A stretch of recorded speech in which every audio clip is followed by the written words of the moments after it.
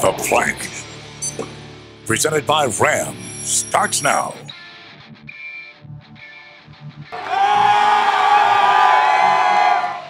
Waited a long time to come up and talk to you after a win at Raymond James. You know, losing 2 games this year and a whole lot of fun. Of course, for our fans, it's good for them to go home and be able to celebrate. All right, well, that was a happy and likely, I think, relieved. Yeah, definitely. Lovie Smith after yesterday's 38-31 win over Jacksonville. Welcome to this week's episode of The Plank, presented by Ram. I'm Tom Corrin. And I'm John Sable. The show is streaming exclusively free on our ABC Action News app and on abcactionnews.com. And this is how you guys can get connected with us on Twitter. You can tweet at Tom Corrin, WFTS right there, and at my Twitter handle, John_Sable. And also, we'll be using and reading your tweets live here on The Plank with the hashtag ThePlank. Or if you want to call in, we'll be taking your phone calls for the next half hour at 813-878-2888. A lot to talk about on this Victory Monday. Yeah, and I would prefer phone calls. Yes. Yes, I like to communicate with people. This inanimate object thing, I'm more of the verbal kind of guy. You want the old-fashioned way. Well, actually, it's really the human way. The human way. I think it is. Okay, well, the Buccaneers head into the bye week 2 and 3, not to say we were surprised. Regardless of popular expert opinion out there beyond the Tampa Bay area, I think we had a pretty good idea this was a better football team going in against Jacksonville. Yeah, definitely. Okay, I thought they were 10 to 13 points better. Said that on Friday. A lot of positives to talk about. 6 sacks, 1 fumble recovery. What else we have? A pick. No turnovers. No turnovers by Jameis Winston. And, of course, the list just goes on and on, doesn't it? Yes, it does. Right now, it's that time for our Plank Report presented by Ram with Tampa Bay Times Buccaneers beat writer Gregg Allman joining us. And, Greg, it's a Victory Monday, and finally we can talk about a win at home for the first time in almost 2 years. What, 20 months? 22 months, something like that? That's crazy.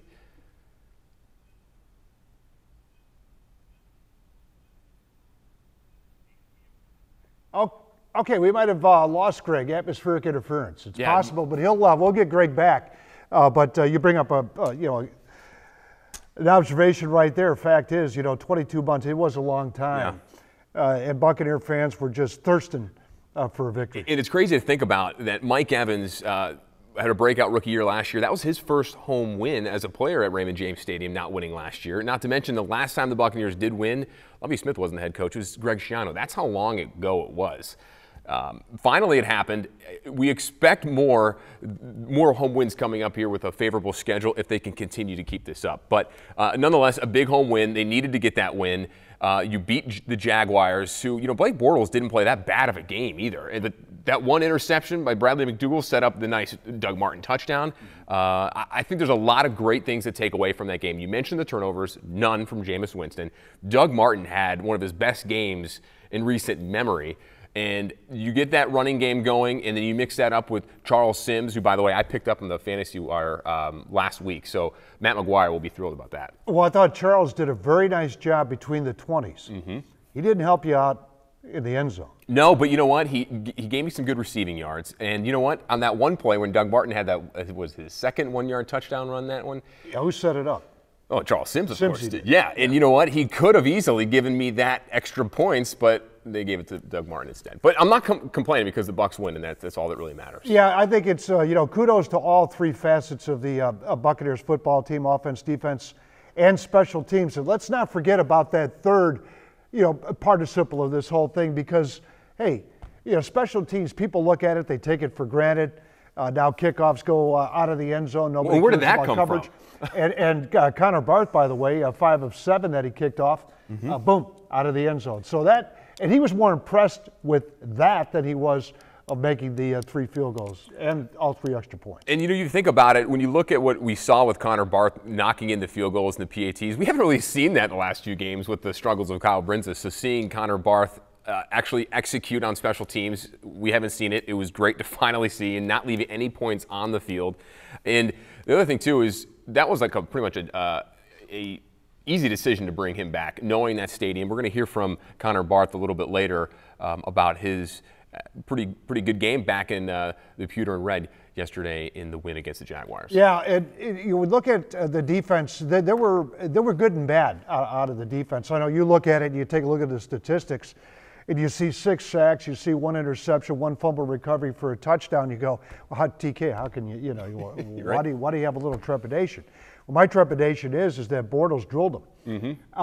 Fortunately enough that they didn't overtake that game, and the offense was able to come back.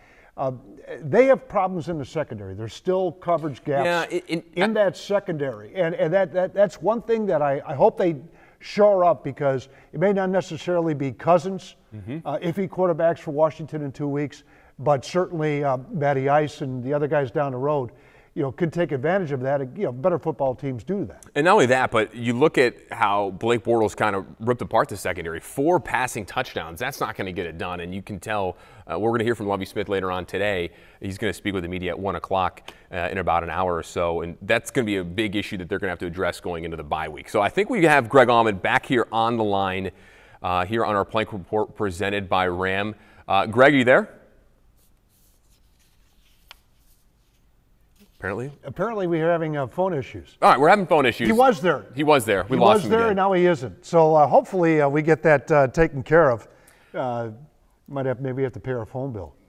We may have to. But you know what? Let's hear some the players' reactions after the game yesterday.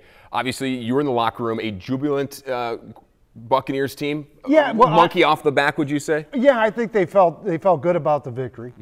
They weren't doing handstands and cartwheels. I think they understand.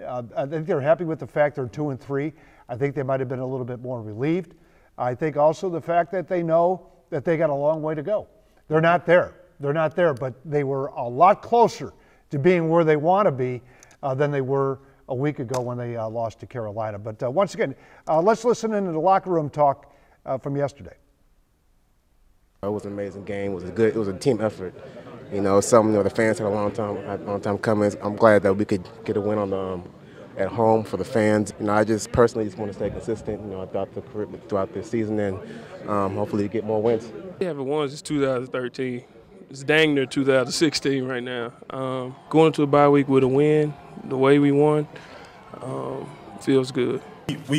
We wanted to get a victory, not only for us, but for this city, man. We ain't won here in 11 games. It was important for us. Yes, it was, and one of our favorite portions of the show coming up a little bit later. Somebody has got to walk the plank, and we want to hear from you. Make your suggestions by tweeting us or hashtag the plank, or call in if you have a suggestion, provided our phones are working.